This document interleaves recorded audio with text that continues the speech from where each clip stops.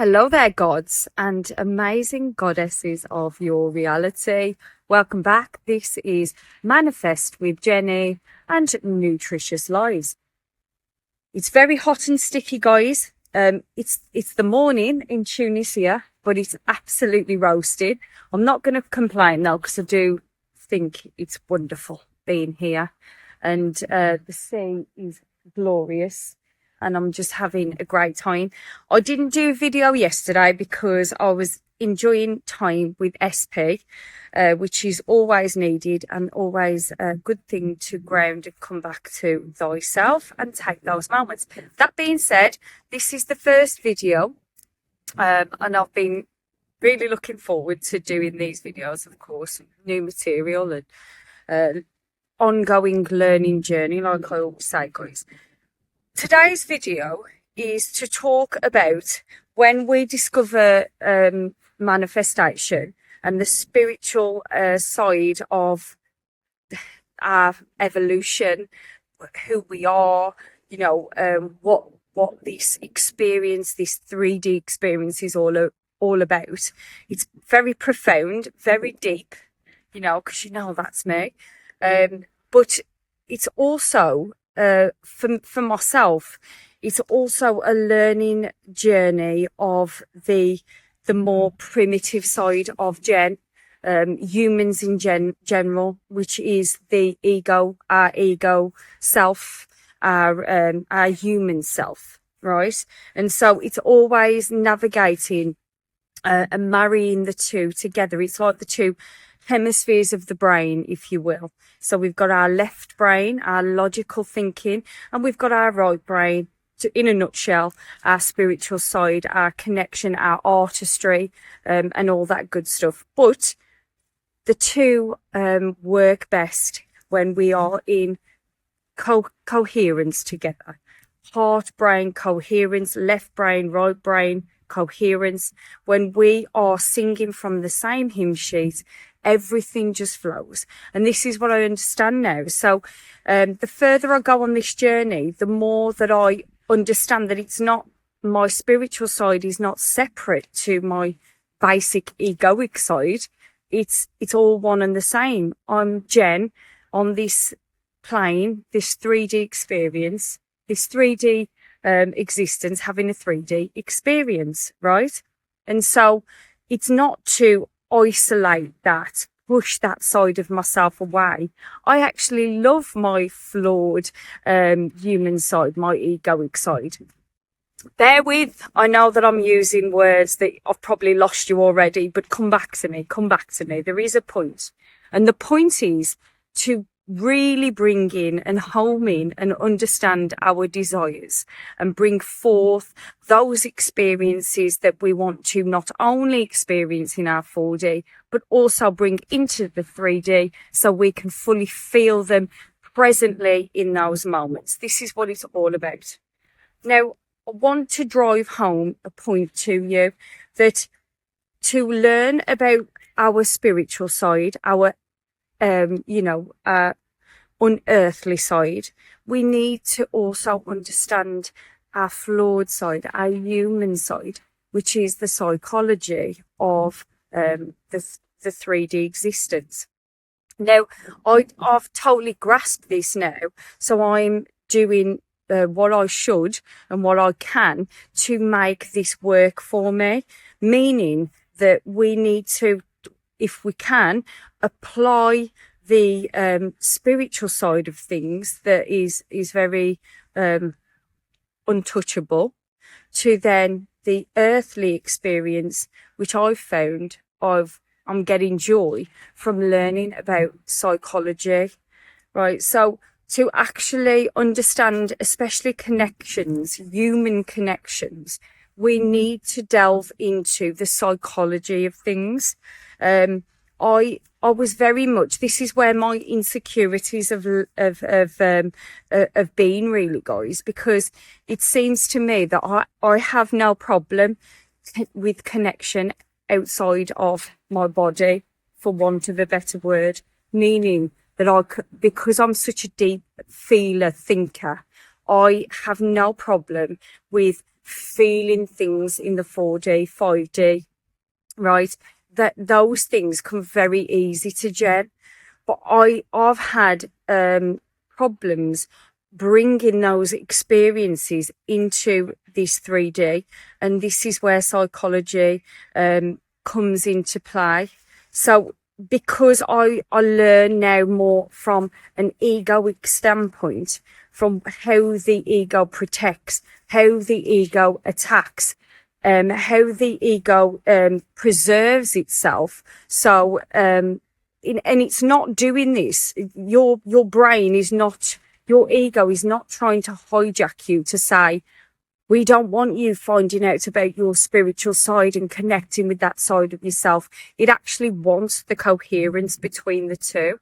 But this is where we have to bring our higher self into play to understand the ego wants to back down. It wants to listen to the spiritual side of us. But unless we really coax the ego, teach the ego, then the ego is basically like an unruly teenager, if that makes sense. So this is where the language of the ego, when we articulate certain things of human connections, how it tries to protect us, how our ego tries to protect us, then we can start to uncover our own flaws, if you will, our own downfalls or blockages, resistance, right? Well, that's the best word. And then we can unravel that within ourselves, and then that allows us to speak the language of somebody else's mind and get that fully, and then navigate around what is this person's issue. And I want to go back to, I do want to do the second video on moral code, and I'm not going to go into detail about that because I would like to keep this to 10 minutes. But what I mean by that is, I know within myself, my heart is the biggest part, and it's what guides me. So it allows me to understand if I'm dealing with a person who's a narcissist or a deeply wounded individual, to get what I want. And I don't mean get what I want from a place of, oh, so my ego is in control now, and to take what I want and fuck the consequences, right? You know, it's about me.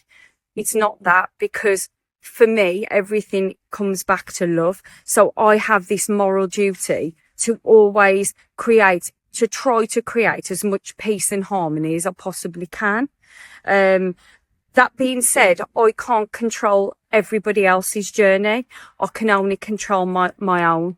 But I mean, I could go off on one with this, but I want to highlight to you, the more that you learn about psychology, about narcissism, but about flawed individual, because I just wanted to highlight to you, because we throw around narcissism so much. We've all got narcissistic traits. I've got narcissistic traits, even though it's on the low side, because that's having an ego, and that's what the ego does to try to protect us. So having traits of a narcissist doesn't mean that we're a bad person. It means that we've got an ego and we've got a brain, and it's our left side of our brain, even though that's the opposite side. But for me, that's the left. For you, it's the right. But so this is what the brain does. But when someone's a true narcissist, they're lost. They can't access their soul. The majority of people are just very wounded, and they find they do not have the capability from where they are to look within and to take accountability, to rise past those issues, because from a subconscious level, they actually believe their wounds. They feel it, they go with it, and they think what their brain is saying is the truth. I might do another video to further this one, because I have run into 10 minutes and I'm trying to keep them a lot shorter.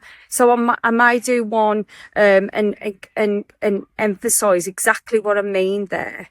And I do want to come back to this moral code that personally would like to help install in as many people as I work with as I possibly can, because I know that everyone's a manifester. So narcissists are manifestors from their narcissist universe, right? They don't know the spiritual way of looking at it, but they manifest because every human can manifest. So, but I personally want to encourage as many wholesome left and right brain thinkers with the coherence, heart and mind coherence as possible. And that's my mission. So when you're on your journey, we'll leave it here. When you're on your manifesting journey, it's wonderful to understand the spiritual side of it. It's probably the most important thing, because when we really understand that we are all love, we are unconditional love as energy, that then leads us on to be able to be more equipped to deal with the left side of our brain, the more primitive egoic side of our brain, which wants us to bring it into balance, if that makes sense. If it doesn't, reach out to me and I'll answer any questions. I'm going to get back to my power walk, which, guys, I don't think it's going to be much of a power walk in this heat, but I'd like to think I'm having a power walk, grounding, like I always say, next to this beautiful ocean, and getting, my feet recharged in the earth's core. Another tool and the techniques to get you into that total relaxed nervous system space. But I love you, and I'm really pleased that I've been able to do my first one, and I'm going to just keep, doing more for you as the week goes on. But I'll see you when I get back, and I'm sending you lots of love as always. See you in the next one.